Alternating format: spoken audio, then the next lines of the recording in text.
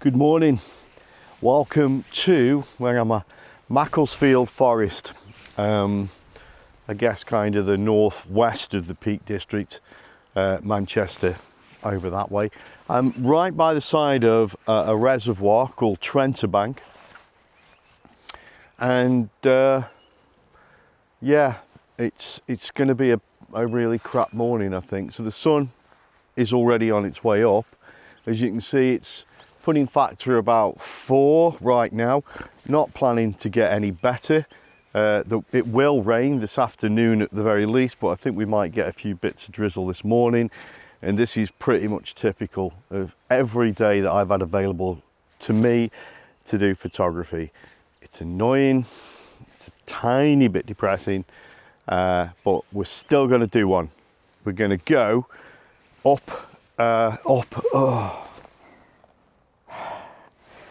we're going to go up this bank to the top, which is I think called Nesset Hill. There's a trail. I'm not adventuring. I'm not sheer potentiing or anything. So I'm just going to follow this trail up. I've not been this way before. There's lots of woodland, so that's great. Big body of water here with the reservoirs, which it's completely surrounded. And the other nice thing about this place is it's a heron sanctuary. So I have got MB in the car. So when I come back, maybe there'll be something I can do down by the bank of the river, maybe catch some of these herons, but I don't know, probably not. I've got to get away. I digress. So I'm going to go up. You're going to see if there's any shots on the way. It's poor light. It's going to be quite dim. It's going to be pretty dark if I'm going under the canopy of the trees.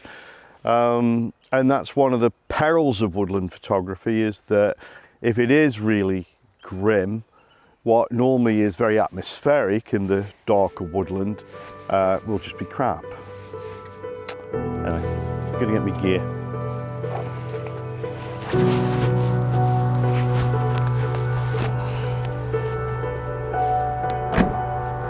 Yeah, you'll probably see from this vlog that it's pretty dark. The video's having to drop its colour bit quality just to compensate. So I don't know how well this is going to show up. Apologies if the video quality is a bit lackluster, but it's just quite simply so dark at 20 to 6 in the morning, or 5:26 probably. I'm just looking out for the trail. It is a proper path, so I think this is it actually.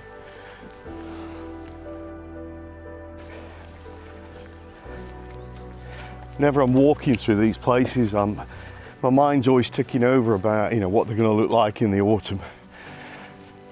Can't imagine this not being impressive. There's a lot of evergreens though. That kind of spoils it. But yeah, by and large, it looks pretty good. So this trail, normal stuff for the peak. Not too rough. I don't know. I don't think I'd say it's wheelchair capable, but if the only problem is you've got to use a couple of sticks, you'd probably be able to get along this trail okay. Doesn't seem too trippy. If there was even half decent light or a bit of mist, trails like this would be okay for shots. Lots of trees hanging over, you see some tunnels. All nice, but they've got to be woken up a little bit. Got to be woken up with spots of light, little dapples lights, and it always feels quite sad in the morning. And this is as if it's just about to wake up, but keeps hitting the snooze alarm. And unfortunately, I think that snooze alarm is going to win today. Just show you this little path going into dark and gloomy woods, just to give you an idea of how dark it is. Look at that. I mean, it looks like it comes out in a bit of a meadowed area ahead, but straight away you get an idea of how difficult the light can be first thing in the morning when there's no sun coming through the pudding clouds. Oh well, on we track. I don't know how long this is going to take to get to this freaking hill. I mean, I'm kind of hoping on the way I'm going to see something worthy of a shot, but I just I think I'm going to be, as usual, disappointed. A bit bored already, I'll be honest with you. I think as much as I prefer walking on a nice, well-laid path, because I'm lazy, I also kind of miss the adventure of cutting through woodland, not really knowing where I'm going, but I know where I'm going because the path tells me. So when you haven't got a lot of content to talk about, let's talk about other people's content. So my mate Craig's been out and about doing his bit. I think he did something at Mamtor. And spoiler alert, if he hasn't already done his video, he's already told me he's going to do some macro photography in Woodland. So, never tell me what you're going to do, Craig, because I'll always tell everyone else. We've got Dave of Let's Click Photography. Good to see Dave back out doing a bit of landscape, because he does lots of different types of photography, does Dave. But he did some landscape. He was up at Winnett's Pass, and his video is about, I guess, really the difference in sort of soft and harder light on the shadows. It's quite interesting. He's very techie, is Dave, and he talks like that. He gets in the camera and tells you stuff, and you better pay attention. Sun's over there, fighting that cloud. Quite bright, quite golden, but not really burning the clouds. Maybe I'll get something, I don't know. I don't think so. I don't think so. Still got a bit of a walk. Still up. I'm just walking through this dark and this gloomy bit, let's say. Leaves are falling down in only a mild breeze. And it just, I get that little tweak. Autumn is coming. It's only technically, what, 6 to 7 weeks away. It's going to be weird because we haven't really had summer. Will we get a late summer? Maybe. How will that impact autumn? Don't know. What are the trees going to be up to with all this water and lack of sun? Going to be interesting. Going to be interesting. Macclesfield Forest is a working forest. So all these tall trees you see, they're planted deliberately. They're going to be felled at some point. Going to be turned into timber. And you know, this world's got to keep turning. Got to keep the wheels of industry lubricated. So if it's done properly, and if sort of one side of it is given over to nature and to sad wankers like me that want to walk in it and feel refreshed and alive and a part of the earth that we're standing on till I croak, which could be soon given how steep this bank's going to get, then I'm okay with it. I'm at rest with it, at peace. But I still can't help feel it's just a bit of a shame, because it must affect so much of the ecology. You know, nesting, burrowing creatures, bugs, although, you know. But yeah, so you've got to balance it out in your mind, I think, and just say, I like having video equipment. I like YouTube. And I like Costa Coffee, and I like, you know, I like these comforts. And would I be happier without them? I don't know. It's a good question. I don't know if I would, actually. A lot of people say, oh no, I'd rather just have nature, and I'll go and get me water in a bucket from a stream, and I don't know. I think I'd rather, I don't know. I'm certainly not, I don't jump to that opinion. I like some elements of modernity, and I like the progression. It's a tough one. Not one for walking along and talking to an action camera about. A bit hypocritical at the very least. I can't be far off the top now. Don't get too excited. Lower your expectations, but just aiming for a point that's called Nesset's Hill, which is like a vantage point. There might be a trig point up there, I don't know. And the idea is just to get some proper landscaping.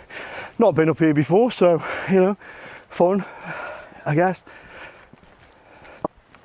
Oh, I hate hills with twisty paths up them. I had this exact same thing at, where was it? Goit Valley. Goit Valley. Every time we turned a corner, I thought this has got to be the top of the hill. Nope, it's just another stretch. Cavedale, another place. Twisty turny, kept thinking, oh yeah, it's going to be, after this it's going to be flat. Nope, just kept going. Sun's gone, pretty much. Might be a black and white day. May very well be a black and white day. Still going. I do feel as though I've kind of hit the peak though. Looking to the left, I can see daylight through just a short distance up these trees. So this could be it. Now the problem is, if this is it, all I can see is trees. I'm not high enough to look over the trees. So I'm hoping that isn't the case. I'm knackered. There's got to be a view. There's got to be a view. Okay, I can spy a view, but it isn't a spectacular view right now. And there's a bench. Ooh, 2 benches. I think I found the view. I think I found. Oh, okay. Okay, folks. We've got a view.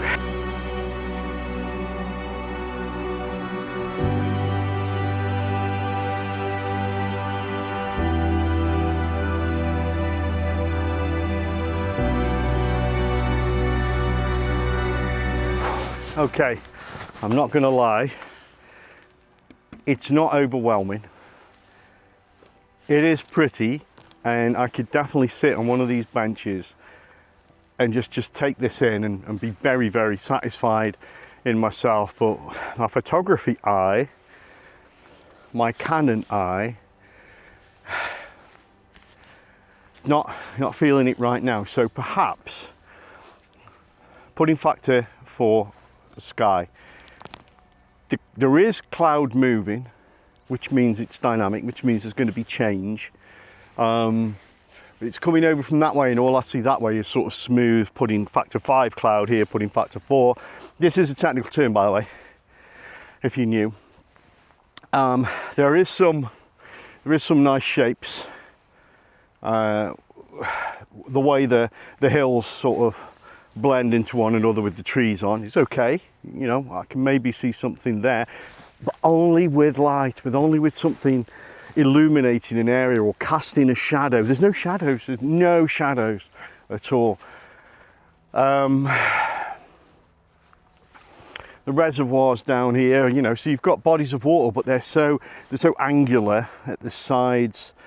Not so, again, for a lot of people that'd be absolutely fine. It's a big body of water and done, but not for me. I like the organic shape. Probably why I'm not such a big fan of architecture, I guess. I don't know, maybe, you know, because it's all angles and points and squares, rectangles. I don't know, maybe really give it that much thought, but I imagine in the autumn this would be super. And I've said it again, and it's because I'm desirous of autumn to come. Anyway, I'm gonna get everything sorted. We're gonna have a look around.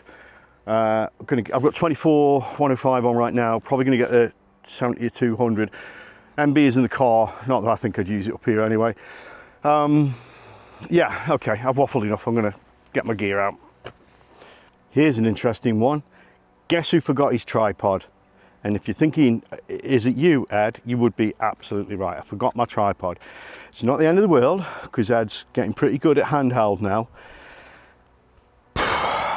Tripod. I do have a spare in the car, and that'll be great if I'm going down by the reservoir on the side of the bank. So at least there's that. But up here, not happening.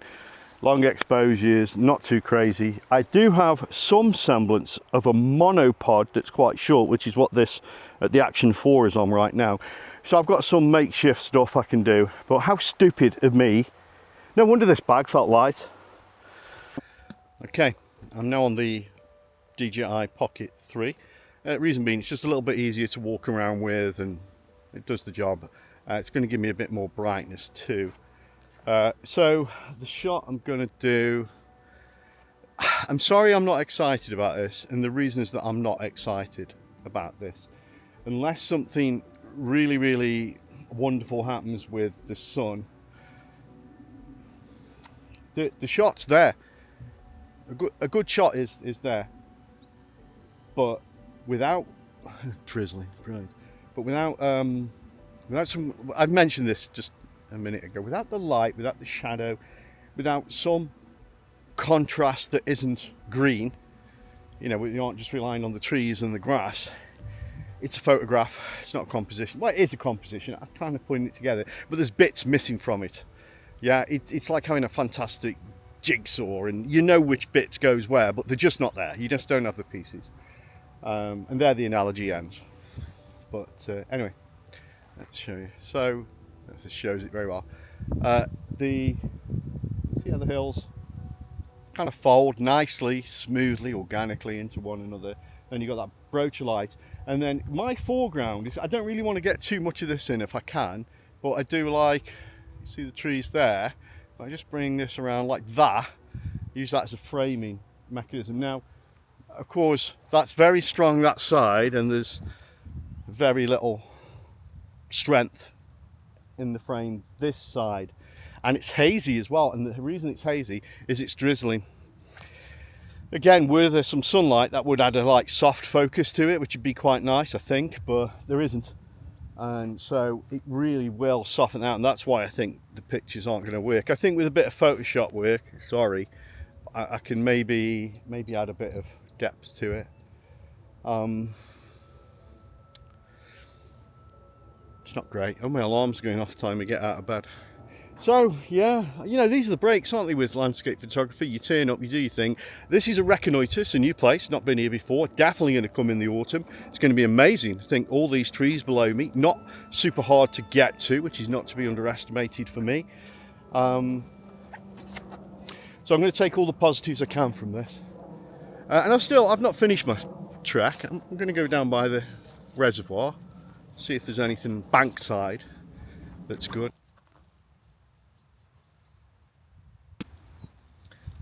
Break time. Cheeky drink, some crisps. Today's meal is, of course, Walker's cheese and onion crisps.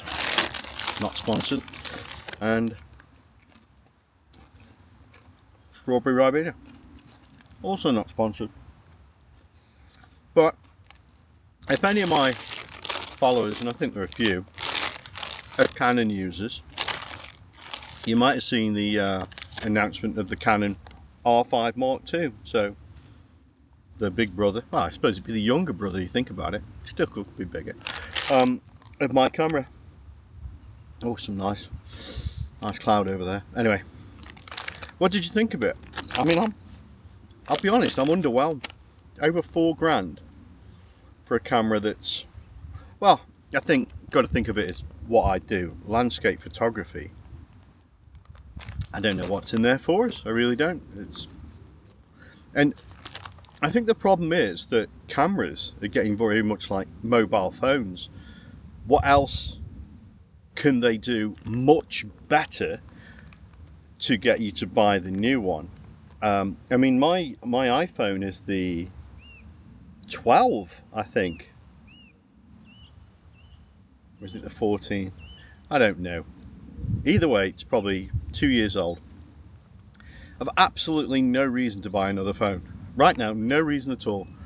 It does pretty much everything I want to do. Now granted, you could say, well, if I wanted to improve the photography side of things, I've got a big camera, so I don't need that. And maybe if you didn't have this, you would want to see some improvement. But I don't see huge improvements. I don't. If you really wanted to take photographs on a professional level, you'd get a camera. Yeah, I mean, you just would. And I think in the lower end of the market, the lower priced end of the market, there's lots they can add to those budget cameras, but there they then run the danger of making them like their big budget cameras. But their big budget cameras are I'm not buying. Unless somebody wants to give me a Mark II, I have absolutely no reason to buy it. Not even second hand. You know, if it came across at like a few grand, I wouldn't throw the money at it. Just wouldn't. Do they have the same problem with Sony, which I doubt? You know, I think their cameras are pretty much, you know, what are they going to do to make a Sony camera better? Make it sharper? Make its autofocus better? I don't think so. Yeah, so what are your thoughts? Where do you feel on budget cameras, which I think there is room to give the user more, but they've got to keep it budget. But for people using the bigger cameras, mirrorless really I'm talking about, not so much DSLR. Do they even still make DSLRs? Do you know? That's how much my finger is on the pulse. But I genuinely think they're struggling. I think the same with phones, same with TVs. You know, they kept making your TV bigger, flatter, have more colours. What? How are they going to get me part with £5 for a new TV if I've already got a 50-inch screen, you know, as thin as an oatcake can? I don't know. I think they're really going to struggle in the next 5 years to. I do think that that technology has reached a peak that's available to the public right now. Like, you know, maybe they're working on some incredible thing in the lab, but you know, it just feels like I think we're there. You know, cars are doing it. Cars have got the electric car and all the fancy stuff they can do with that. So they've got a new outlet. So the car industry, once they've, you know, reworked their production, they're okay. So tell me, what's it going to be? Is it going to be even better video quality? I mean, you're going to be pushed to improve your picture quality. You know, you tell me. You know, you got what?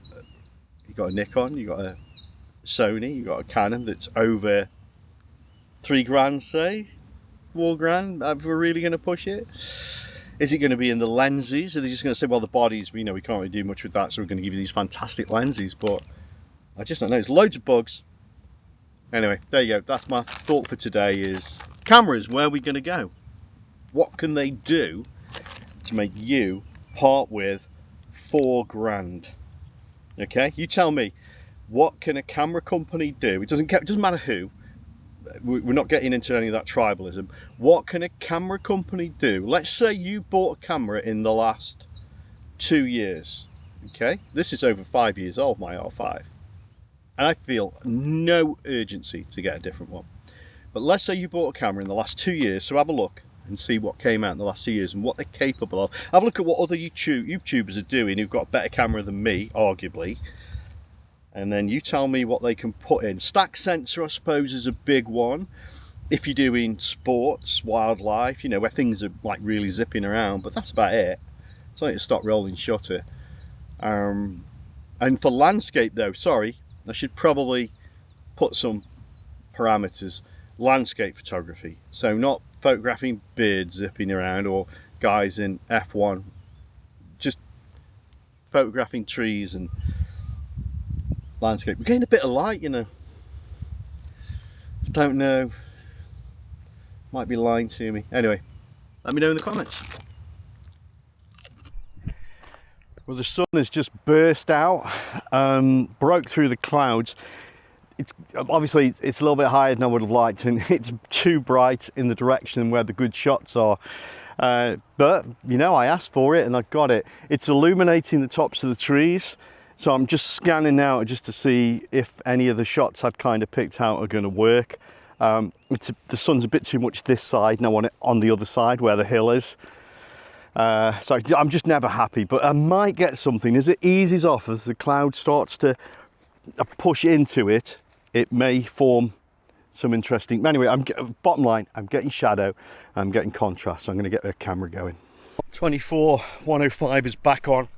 So I need a wider angle to take advantage of this. I think I got it. I think I got the shot. Just to run through quickly, now I've done it. The sun hit the, remember I was saying I wanted it on the hills on the other side, so the sun's hit the side, it's still there actually, I might do this real quick. It's hit the other side, it's illuminated the banks around those trees, it's given me the depth, the contrast, the shadows that I was after. There is a bit of break in the cloud, it wasn't too bright because what I did was I moved over that side so that I could put my back a little bit more to the sun so it wouldn't give me lens flares. Hopefully when I get home that'll be the case. And then I've shot into that distance and I think I've got a shot.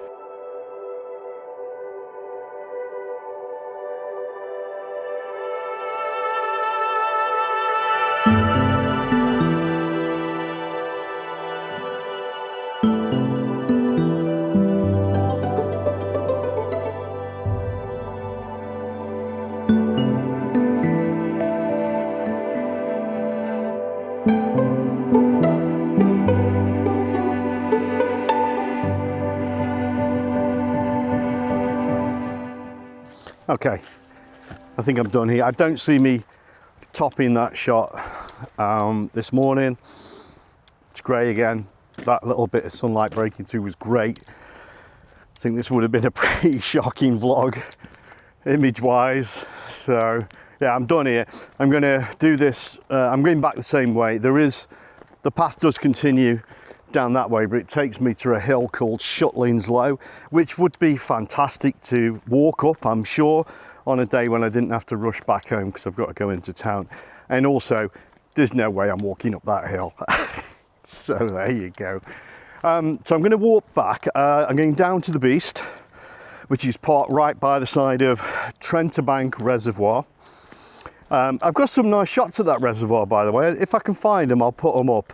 But in the morning, when there was a mist on the reservoir, water very still. I think it was close to autumn as well, so there's a bit of colour in the trees behind. It was just one of those lovely shots. Got very lucky with it, but generally it's a bit pants. Anyway, where I am, that's the one further down. Where I am is the heron sanctuary. I don't think I've ever seen a heron there. It's probably the time of day I'm there, I don't know.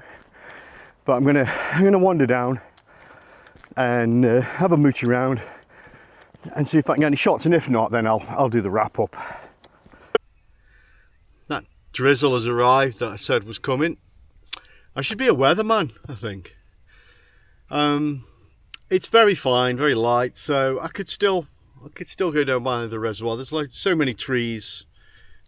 Even if it got a little bit heavy, I think the gear rather would be quite safe. So just sit it out for 5 minutes, I think, just see if it's a brief squall. Nah, we'll see. I'm at the bank of the reservoir. It's really beautiful. It's not a great day. It's not a great morning for photography, but I will show you. Look at I don't know if this tells you, but the drizzle is sort of coating the treetops, and so that horrible pudding sky is made a little less offensive to my eyes thanks to that layering effect of the drizzle. So maybe I can work that. I'm not going to bore you to tears by sitting here and trying to waffle while I sit and wait for the potential of a bird turning up, and especially as it's raining. I don't even know if they do fishing in the rain, herons. But where I'm sat, there's a little bench here, and it's out with the heaviest of the rain thanks to a lovely evergreen over my head. So I'm going to sit and enjoy this. Look, I haven't bought my big bag. I haven't even got my waterproof jacket on. Car's just there. So if I do get any shots, I'll put them now. But if not, thank you very much for coming along. I hope this has been at least modestly enjoyable. I'll see you for the next one.